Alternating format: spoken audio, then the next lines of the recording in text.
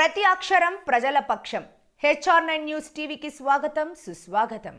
భద్రాద్రి కొత్తగూడెం జిల్లా అశ్వారావుపేట మండల పరిధిలోని వినాయకలపురం చిలకలగండి ముత్యాలమ్మ వారి దేవస్థానం చైర్మన్ గా గిరినేతరుడిని నియమించడం పట్ల ఆదివాసీ సంఘాలు బగ్గుమంటున్నాయి. మైదాన ప్రాంతం వలె కాకుండా ఏజెన్సీలో గిరిజనులకు ప్రత్యేక హక్కులు, చట్టాలు ఉన్నాయని, పీసా చట్టం తీర్మానం ప్రకారం మాత్రమే నడుచుకోవాలని నిబంధనలు ఉన్నప్పటికీ పీసా చట్టాన్ని ఉల్లంఘించి ఏకపక్షంగా దేవస్థానం చైర్మన్ గా ఒక గిరినేతరుడిని నియమించడం అన్యాయమని, వెంటనే వినాయకపురం చిలకలకండి ముత్యాలమ్మ వారి దేవస్థానం కమిటీని రద్దు చేసి ఆదివాసీనే దేవస్థానం చైర్మన్ గా నియమించాలని ఆదివాసీ సంఘం నాయకులు పాయం దుర్గారావు, బండారు సూర్యనారాయణ, తంబల రవి తదితరులు ప్రభుత్వాన్ని డిమాండ్ చేశారు.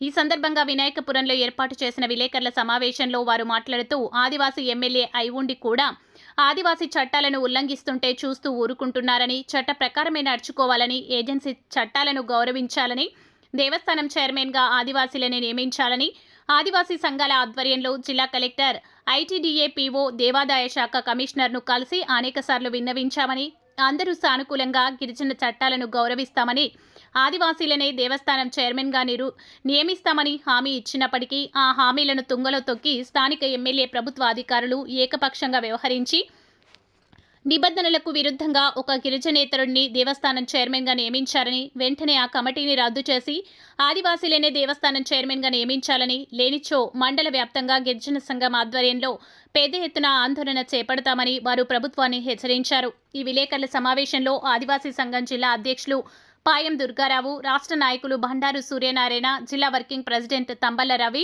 దమ్మపేట మండల అధ్యక్షులు వాషం పోలయ్య, అశ్వారావుపేట ST సెల్ అధ్యక్షుడు, కాంగ్రెస్ పార్టీ నాయకులు సింహాచలం, ఆదివాసీ సంఘం సీనియర్ నాయకులు పొట్టారాజులు, మండల అధ్యక్షులు పూణె వెంకటస్వామి, నాయకులు సోడెం ధర్మరాజు, గాలి రాంబాబు, కారం నాగేంద్రబాబు, గడ్డం చిట్టిబాబు, గంట నాగేష్ తదితరులు పాల్గొన్నారు. HR9 న్యూస్ రిపోర్టర్ కొత్తగూడెం జిల్లా ఇన్ఛార్జ్ నార్లపాటి సుబ్బారావు. ఇక్కడ ఉన్నటువంటి ఏజెన్సీలో ఏవైనా చేయాలంటే పీసా గ్రామ సభ తీర్మానం చేయాలి.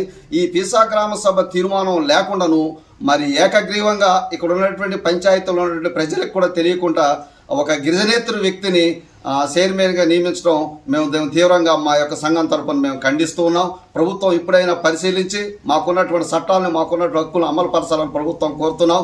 మాకు ఏదైతే ఈ ప్రాంతంలో మాకున్నటువంటి దేవతకి తల్లి కమిటీని ఎన్నుకోవడం జరిగింది. అసలు మీరు ఏ విధంగా ఎన్నుకున్నారు?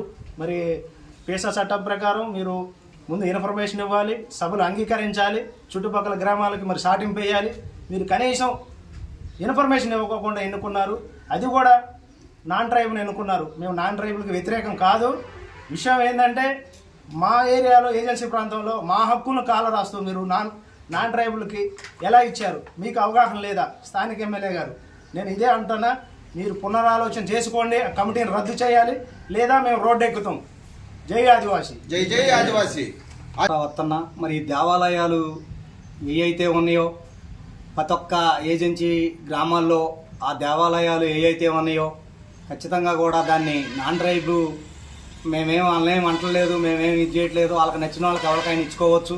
ఒక పీసా చట్టం తీర్మానం అంటూ ఒక ఊరికి ఉంది కనుక ఆ పీసా చట్టం తీర్మానం తీసుకొని ఆ గ్రామ ప్రజల మొత్తాన్ని కూర్చోబెట్టి పిలిచి, ఇదిగో మరి గుడి ఎవరెవరికి ఇద్దాం, ఎవరి నుంచుదాం అనేది కూడా ఈ వినాయకపురం గ్రామం ముత్యాలమ్మ గుడి దానికి మరి వాళ్ళని స్పందించకపోవటం కూడా చాలా బాధాకరమైన విషయం.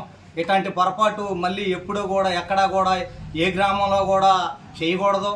మరి ఎమ్మెల్యే గారు దీన్ని ఎట్లా తీసుకుంటాం మాకైతే తెలియదు, కానీ దీని మీద మళ్ళీ ఆలోచన చేసి ఎవరైతే ఉన్నారో ఆదివాసీ బిడ్డలుగా తప్పనిసరిగా కూడా ఎవరైతే గుడిని సమృద్ధిగా తీసుకెళ్లే క్రమంలో ముందుకు తీసుకెళ్లే అటువంటి సూచనలు చేసే అటువంటి వ్యక్తికి తప్పనిసరిగా కూడా మళ్ళీ ఆలోచన చేసి దీని మీద తప్పనిసరిగా కూడా ఆదివాసీ బిడ్డకి ఇవ్వకపోతే దీన్ని మళ్ళీ కూడా కలెక్టరేట్కి వెళ్ళే పరిస్థితి అక్కడ దాకా కూడా తీసుకురావద్దు.